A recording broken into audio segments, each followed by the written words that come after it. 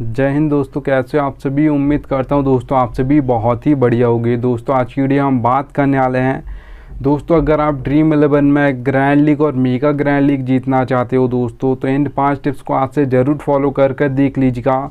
आपकी बहुत ही best ranks आने वाली हैं ग्रैंड लीग और मेगा ग्रैंड लीग में। देखिएगा दोस्तों, आगे बढ़ूँ उससे पहले बोल रहा हूँ, अगर आप टेलीग्राम पर नहीं जुड़े हो आपके भाई के, तो यहाँ से जुड़ाना दोस्तों, क्योंकि फैंटेसी क्रिकेट में आपको 100 से ज़्यादा चैनल्स देखने को मिल जाएंगी। सब आपको प्लस के स्टेट दिखाकर कंफ्यूज कर देंगे, इससे भी रख सकते हो उससे भी रख सकते हो।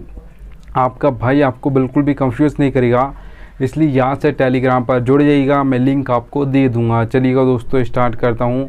तो सबसे पहले दोस्तों आप देख पा रहोगे प्लेयर्स फॉर्म। प्लेयर्स फॉर्म दोस्तों बहुत इंपॉर्टेंट होता है किसी प्लेयर के लिए, चाहे वो बैट्समैन हो, ऑलराउंडर हो या बॉलर हो। अब देखिए दोस्तों, आप किसी भी प्लेयर का फॉर्म देख रहे हो तो उसके लास्ट 5 मैच देख लीजिएगा, आपको पता चल जाएगा प्लेयर फॉर्म में है या नहीं है। अगर प्लेयर फॉर्म में होगा तो 5 मैच है 2 मैचेस में पक्का परफॉर्मेंस करेगा, और यहाँ पर अगर प्लेयर फॉर्म में नहीं होगा तो 5 मैच से 1 मैच में परफॉर्मेंस कर सकता है, पर 4 मैचेस में फ्लॉप हो जाएगा, याद रखिएगा, ठीक है।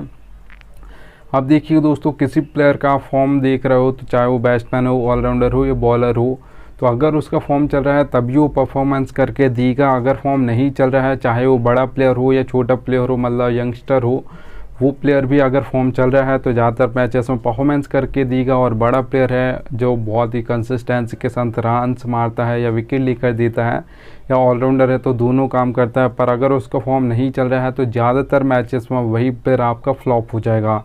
एग्जाम्पल बता देता हूँ दोस्तों, तो यहाँ पर आप सभी को पता होगा विराट कोहली का IPL 2024 बहुत ही शानदार गया था, ऑरेंज कैप उन्होंने ही जीती थी। पर उसके बाद अगर यहाँ पर देखोगे वर्ल्ड कप में, तो लगभग वर्ल्ड कप में एक मैच को जो बेस्ट परफॉर्मेंस किया था, जिसमें प्लेयर ऑफ द मैच भी थे। उसके अलावा अगर आप मैचेस उठाकर देखोगे तो लगभग एक और मैच में उन्होंने थोड़ा सा परफॉर्मेंस किया था बांग्लादेश के खिलाफ, पर पूरा वर्ल्ड कप अगर आप उठाकर देखोगे तो लगभग फ्लॉप गया था, याद रखिएगा, ठीक है। अब देखिए दोस्तों, हार्दिक पांड्या का भी आप सभी को पता होगा, एक और एग्जांपल ले लेते हैं हम। तो यहाँ पर आप सभी को पता होगा हार्दिक पांड्या का जो IPL 2024 उठाकर देखोगी तो बैटिंग से बिल्कुल भी खास नहीं गया था, बॉलिंग से ठीक ठाक गया था, इतना भी खास नहीं गया था। पर अगर आप वर्ल्ड कप देखोगे हार्दिक पांड्या का, तो यहाँ पर वर्ल्ड कप में उन्होंने बॉलिंग से तो बहुत ही बेस्ट किया था, और जब भी उनकी बैटिंग आ रही थी तो वहाँ पर भी उन्होंने बेस्ट किया था, याद रखिएगा, ठीक है।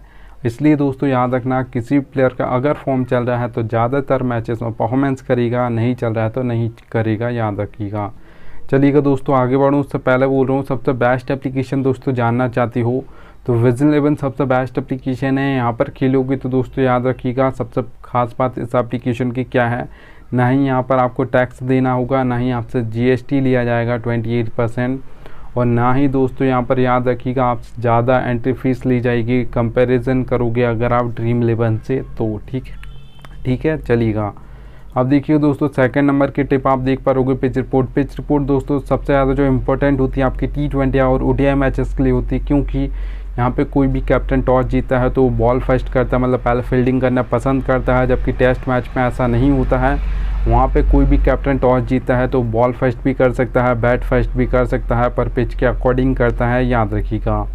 आपको 3 टाइप्स के पिच देखने को मिल जाएगी दोस्तों, बैटिंग फ्रेंडली, बैलेंस और बॉलिंग। हम नाम से ही समझ आ रहा है बैटिंग फ्रेंडली पिच है, तो आपके बैट्समैन परफॉर्म करने वाले हैं, जो आपको स्कोर बोर्ड देखने को मिलेगा वो हाई देखने को मिलेगा। अगर स्कोर बोर्ड की याद करूँ तो याद रखिएगा, जो आपको बैटिंग फ्रेंडली पिचेस होंगी T20 में, वो आपको ज़्यादातर दोस्तों 180 से प्लस आपको देखने को मिलेगा। ज़्यादातर ये 180 हो सकता है, 190 हो सकता है T20 में, 200 प्लस भी स्कोर बोर्ड जा सकता है बैटिंग फ्रेंडली पिचेस पर, याद रखिएगा, ठीक है। अब देखिए दोस्तों, जो बैलेंस पिच होगी वहाँ पर ज़्यादातर जो आपको स्कोर बोर्ड देखने को मिलेगा मीडियम देखने को मिलेगा। जो बैलेंस पिच होगी वहाँ पर ज़्यादातर जो परफॉर्मेंस करते हैं आपके जो प्लेयर्स करते हैं वो ऑलराउंडर्स करते हैं, क्योंकि जो ऑलराउंडर्स का मतलब बैटिंग ऑर्डर होता है 4 नंबर, 5 नंबर, 6 नंबर, 7 नंबर होता है। और बैलेंस पिच पे 2 विकेट जल्दी गिर जाते हैं, तो जल्दी विकेट गिरेंगे तो मतलब ऑलराउंडर्स की बैटिंग जल्दी आएगी, और बैटिंग जल्दी आएगी तो ये फिर आपको 2 तरीके से फैंटेसी पॉइंट देते हैं ऑलराउंडर्स, एक आपको बैटिंग करके देते हैं, एक आपको विकेट लेकर मतलब बॉलिंग से देते हैं, ठीक है। तो ज़्यादातर जो विकेट देंगे आपको, और यहाँ पर बॉलिंग करके भी अच्छे खासे मतलब 1 से 2 विकेट दे देते हैं ऑलराउंडर्स बैलेंस पिच पे, और अच्छे खासे रन्स मार कर देते हैं। इसलिए ज़्यादातर कैप्टन और वाइस कैप्टन जो बनते हैं ड्रीम 11 में बैलेंस पिच पे, वो यहाँ ज़्यादातर आपके ऑलराउंडर्स बनते हैं, याद रखिएगा। अब देखिए दोस्तों, जो बैलेंस पिच होगी वहाँ पर स्कोर आपको मीडियम देखने को मिलेगा। तो कितना देखने को मिलेगा T20I में, तो याद रखना दोस्तों 160 से लेकर आपका 180 के बीच में आपको ज़्यादातर देखने को मिलेगा। ज़्यादातर जो देखा जाएगा 165 170 के बीच में ज़्यादातर देखा जाएगा, याद रखिएगा। ठीक है, चलिएगा दोस्तों, अब यहाँ पर मैं बात करता हूँ बॉलिंग पिच की। तो सबसे पहले दो टाइप्स के हमारे बॉलर्स होते हैं, एक पेसर्स होते हैं जैसे आप फास्ट बॉलर्स बोलते हो, एक आपके स्पिनर्स होते हैं।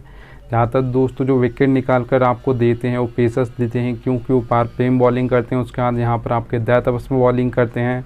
जो आपके स्पिनर्स होते हैं दोस्तों वो मिडिल ओवर्स में बॉलिंग करते हैं, जहाँ पर सबसे कम विकेट गिरते हैं। और जो पावर प्ले के बाद दोस्तों जो स्टार्ट ओवर्स होते हैं वहाँ पर कोई भी बल्लेबाज सेट होने की कोशिश करता है और एक आध चौका मारेगा मिडिल ओवर्स में। उसके बाद यहाँ पर एक आध चौका मारने का सिंगल डबल भी लेता है, तो 9 से 10 रन आ जाते हैं, जो कि मिडिल के ओवर्स में बहुत ज़्यादा होते हैं, याद रखिएगा। और जो पावर प्ले होता है वहाँ पर आपको हिट करने की कोशिश करनी होती है, क्योंकि पावर प्ले का यूज़ करना होता है। और डेथ ओवर्स में आपको हर बॉल पर बल्ला चलाना होता है, क्योंकि दोस्तों वहाँ पर आपको टाइम नहीं मिलता है सेट होने का, बॉल्स कम होती हैं आपके पास। तो याद रखना जो भी डेथ ओवर्स में बैटिंग करेगा उसके पास बहुत ज़्यादा चांस होता है, बहुत कम रन मार कर देगा।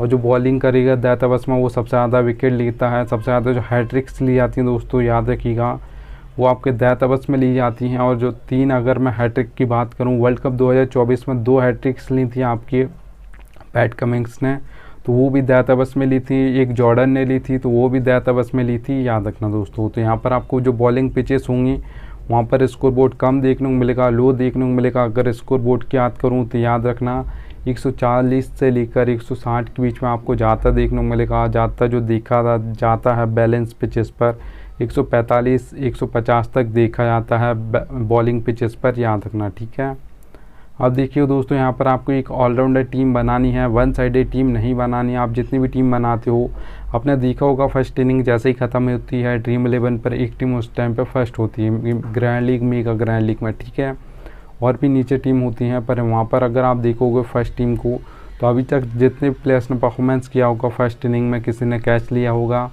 किसी ने यहाँ पर विकेट कीपिंग से फैंटेसी पॉइंट दिए होंगे, किसी ने यहाँ पर बैटिंग से दिए होंगे, किसी ने मतलब बॉलिंग से दिए होंगे। तो वो सारे प्लेयर उस मेंबर के पास होंगे जिसने अभी तक यहाँ पर परफॉर्मेंस किया है, वो सारे प्लेयर होंगे। ठीक है, पर जैसे ही सेकंड इनिंग होगी वो टीम नीचे जाना स्टार्ट कर देती है, क्योंकि वो वन साइडेड टीम होती है, एक ऑलराउंडर टीम नहीं होती। आपको एक ऑलराउंडर टीम बनानी है, याद रखना दोस्तों। अब देखिएगा, ऑलराउंडर टीम में आपको दोनों साइड से बैट्समैन रखने हैं, दोनों साइड से ही यहाँ पर ऑलराउंडर्स रखने हैं, दोनों साइड से ही आपको बॉलर रखने हैं, याद रखना। अब देखना दोस्तों, यहाँ पर जो भी टीम जीतने वाली हो, जो भी आपको लग रहा है कि ये मजबूत टीम है, ये हल्की टीम है, जो भी आपको लगे जीतने वाली टीम हो, उसके आपको 6 से 7 प्लेयर अपनी टीम में रखने हैं। जो टीम हारने वाली है उसके प्लेयर तो परफॉर्मेंस करेंगे, ऐसा नहीं कि सारे प्लेयर फ्लॉप हो जाएंगे, कुछ प्लेयर परफॉर्मेंस करेंगे। तो वहाँ से भी आपको जो हारने वाली टीम हो उसके कम प्लेयर परफॉर्मेंस करेंगे, तभी वो हार जाएगी। तो यहाँ पर आपको उस टीम से 4 से 5 प्लेयर अपनी टीम में रखने हैं, याद रखना।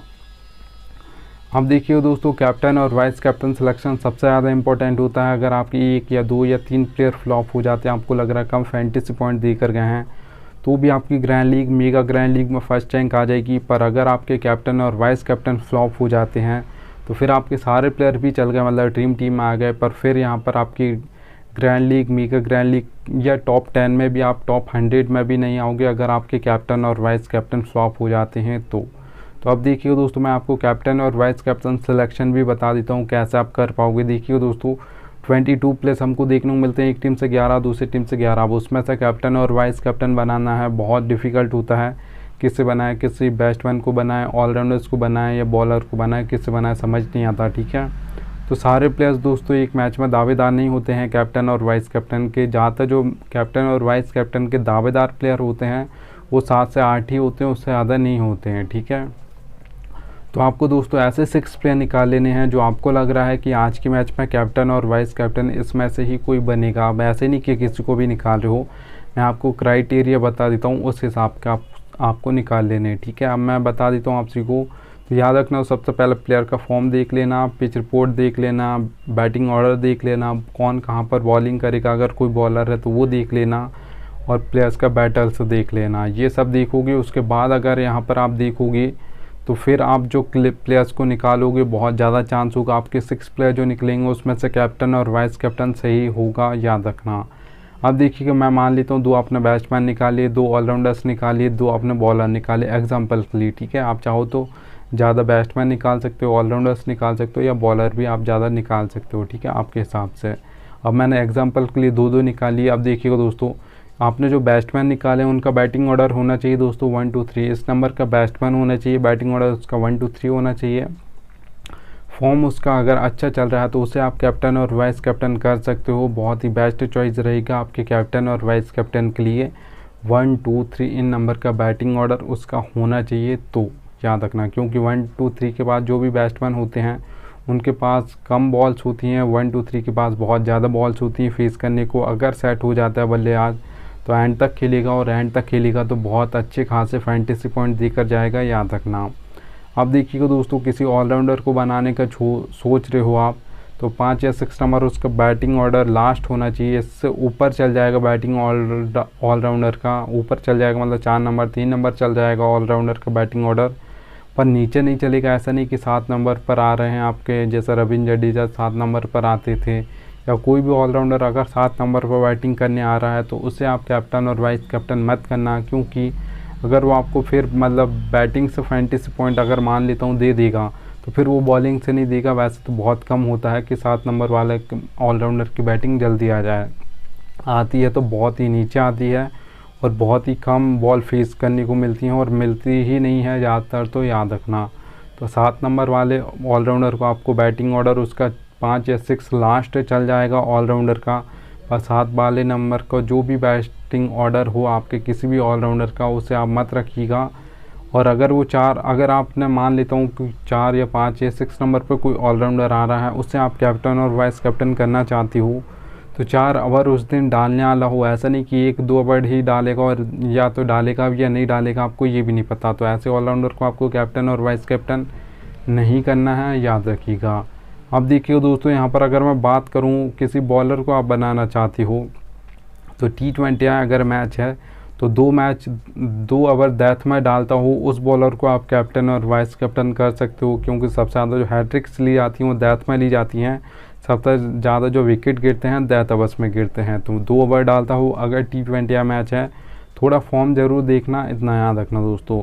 और अगर यहाँ पर ओडीआई मैच है तो 3 से 4 ओवर डेथ में कोई भी बॉलर करता हो, थोड़ा फॉर्म अच्छा चल रहा हो, तो उससे आप कैप्टन और वाइस कैप्टन कर सकते हो, बेस्ट रहेगा आपके बॉलिंग अगर आप किसी बॉलर को बनाना चाहती हो तो, ठीक है। उम्मीद करूँगा आपको थोड़ी सी वीडियो पसंद आई हो, तो एक लाइक कर दीजिएगा, और याद से टेलीग्राम पर जुड़ जाना। अब मिलता हूँ आपसे नेक्स्ट वीडियो में, तब तक लीजिए।